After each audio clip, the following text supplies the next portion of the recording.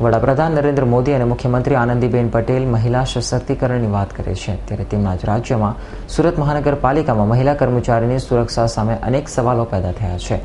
કારણ કે છેલ્લા 1 વર્ષ કરતાં વધુ સમયથી યેનકેન પ્રકારે પાલિકાના શહેરી વિકાસ વિભાગમાં સિનિયર ક્લાર્ક તરીકે ફરજ બજાવતી મહિલાને હેરાનગતિ કરાતી હતી. જે અંગેની મહિલાએ ફરિયાદ કર્યા બાદ તપાસ શરૂ કરાઈ છે. સુરત મહાનગરપાલિકાના શહેરી વિકાસ વિભાગમાં સિનિયર ક્લાર્ક તરીકે ફરજ બજાવતી મહિલાને સાથી કર્મચારીઓ દ્વારા અને સાથે એક આર્કિટેક્ટ દ્વારા પણ અવારનવાર છેડતી કરાતી હતી અને બધું અન્ય મહિલા કર્મચારીઓએ જોઈ મજા લેતી હતી. તો આ અંગે મહિલા ક્લર્કે કેતન પટેલને ફરિયાદ કરતા તેમણે પણ પટાવાળા મારફતે મહિલા કર્મચારીને કાઢી મૂકી અન્ય વિભાગમાં બદલી કરાવી લેવાનું જણાવ્યું હતું. આ મામલે મ્યુનિસિપલ કમિશનરને ફરિયાદ કરાતા તેમણે સેક્સ્યુઅલ હેરેસમેન્ટ કમિટીને તપાસ સોંપી છે. ત્યારે ચારેકોર ચર્ચાનો વિષય બનેલી મહિલા કર્મચારીની છેડતી પ્રકરણમાં હાલ તો તપાસ શરૂ કરાઈ હોવાનું મનપાના અધિકારીઓએ જણાવ્યું હતું.